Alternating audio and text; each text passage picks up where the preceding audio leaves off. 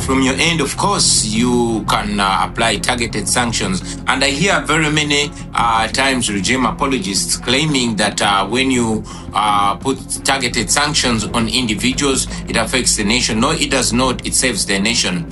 You can slap targeted sanctions, travel sanctions, economic and legal, to the individuals, which individuals we have presented internationally, and others have actually come out themselves, like General Museveni's son. You have laws like the Global Magnitsky, which has been applied to many human rights violators. We request that the same be applied to the regime back in Uganda. Hello everyone and welcome. I am your host Amin Jeremy speaking to you from Washington. What happens when an opposition leader from Uganda sits before members of the European Parliament and openly calls for sanctions against his own government? What does it mean when democracy activists ask foreign powers not for sympathy but for action?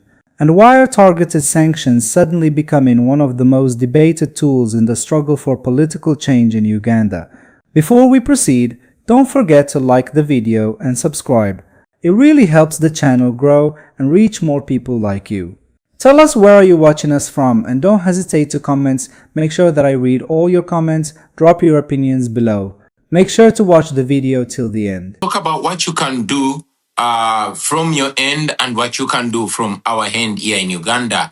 From your end, of course, you can apply targeted sanctions. And I hear very many times regime apologists claiming that when you put targeted sanctions on individuals, it affects the nation. No, it does not. It saves the nation. You can slap targeted sanctions, travel sanctions, economic and legal, to the individuals, which individuals we have presented internationally, and others have actually come out themselves, like General Museveni's son. You have laws like the Global Magnitsky, which has been applied to many human rights violators. We request that the same be applied to the regime back in Uganda. But also association. It slaps those who believes in democracy and human rights in the face when they see ambassadors or diplomats from the world-known democracies standing shoulder to shoulder with gross human rights violations. For example, imagine just a day or hours after General Muhoozi tweets taking pride in murdering people, in attacking people's families and undressing people and tweeting it, taking pride in killing. And then the next minute, you're going to see an official picture of an ambassador from a renowned democracy standing shoulder to shoulder. That is embracing, that is legitimizing impunity. And we call for a distancing on that. I mean, I've not seen an ambassador or an government official from a democracy standing shoulder to shoulder with Lukashenko or these other, renowned dictators. Also, we have requested that for all the aid that is extended to Uganda, let it be conditional. Let it be conditioned to respect to democracy, human rights, and the rule of law. That would be very helpful.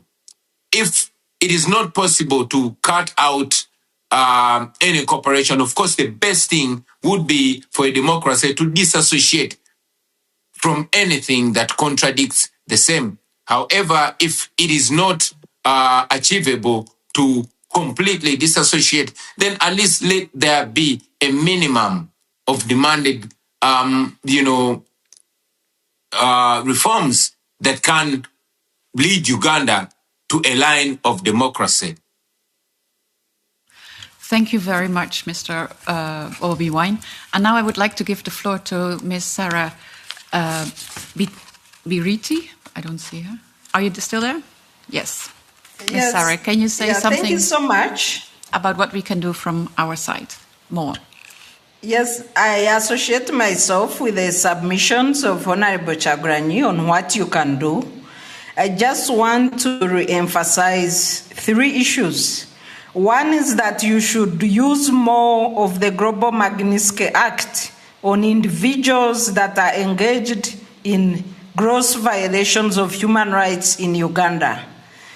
Two is that you should put stringent measures to your funding agreements regarding the protection of human rights, democracy, and the rule of law in Uganda that are at their lowest at this time, and we are worried about the next 5 years as citizens. Three is that you should support more people as compared to government. Empower the people to fight for and protect their democracy. This is what you can do. Thank you so much, Mrs. Biriti. And now, last, I would like to give the floor to Ms. Johnson. Maybe you can elaborate a little bit more about the sanctions, but also the conditions for aid.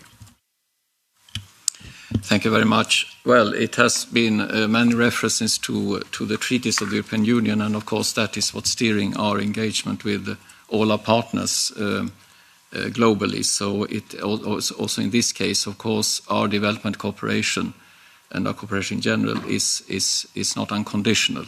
It is based on our very clear values and expectations. In the case of Uganda, I've already outlined how we, at this stage, we monitor the situation very, very closely.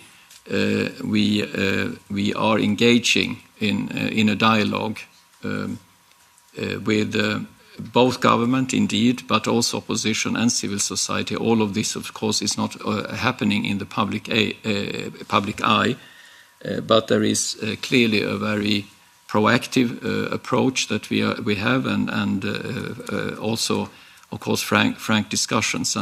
And through our development cooperation and the cooperation that we have, of course, we target that very much to governance and support to civil society, as I've outlined.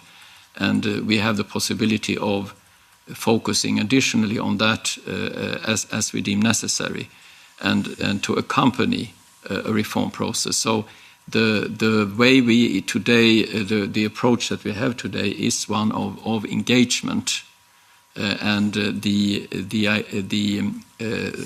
proposals of restrictive measures have not been on the table in these discussions and in our and also in our discussions with our member states. Thank you. And I would like to thank all our speakers, or all our guests for today, for their interventions. And I also would like to emphasize and to stress that we as European Parliament are committed to support a peaceful and prosperous society in Uganda, and to do the work with all the relevant stakeholders to achieve this. So we will continue closely monitoring the situation in Uganda. And we do call on the Ugandan authorities to guarantee the possibility of a safe return, physical integrity and freedom of movement for Mr. Robert Kyagulanyi, Bobi Wine, as well as to ensure due process and an independent investigation into the arbitrary arrest and detention of Dr. Sarah Biriti. With this, dear colleagues, this brings us almost to the end of this meeting. If there are no more questions for the members, then I would like to close today's meeting. The next date of the next delegation meeting will be communicated in time. So hereby I close the meeting. So I'm very sorry. Good to see you. It's overlapping meetings. I was coming from Libe meeting. I'm sorry. So yeah, next time. Okay. Thank you so much.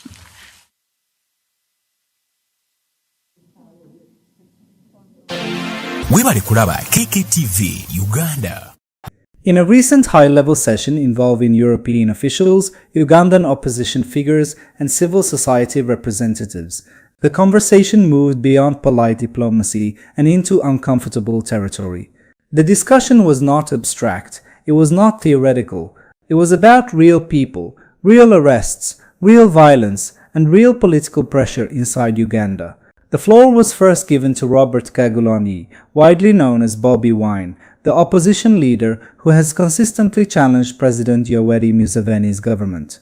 After brief formalities and a restatement of the question, he was asked something crucial, beyond raising awareness and organizing international meetings.